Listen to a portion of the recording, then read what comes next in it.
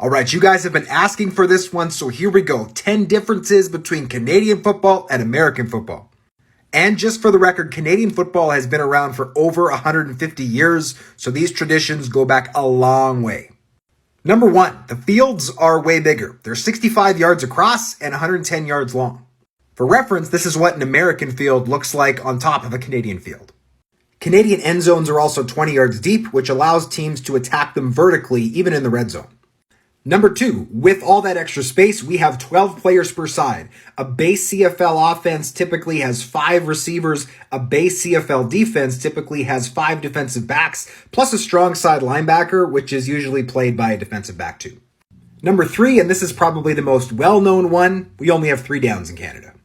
Number four, there's a 1-yard neutral zone between the offensive and defensive lines before a play. And number 5, there's a 20-second play clock between plays. Not a lot of time.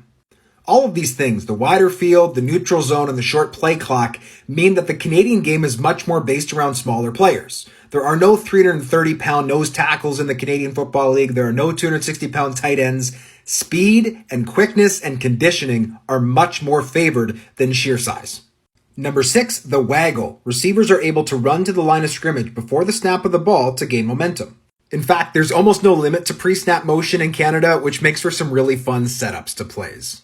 Number 7, no fair catch. In Canada, we have what's called a 5-yard halo around the returner.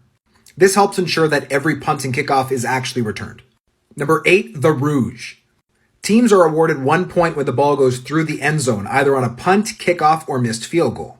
And yes, there is one game in the entire history of the CFL that ended 1-0.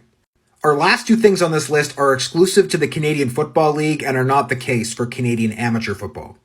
Number 9, a lot of penalties can be challenged, including things like pass interference or roughing the passer. Not only can teams challenge that the call was right, they can also challenge that there should have been a call in the event of a non-call. And finally, number 10, almost half the players on each CFL roster have to be Canadian. Don't forget to hit the plus button for more Canadian football fun.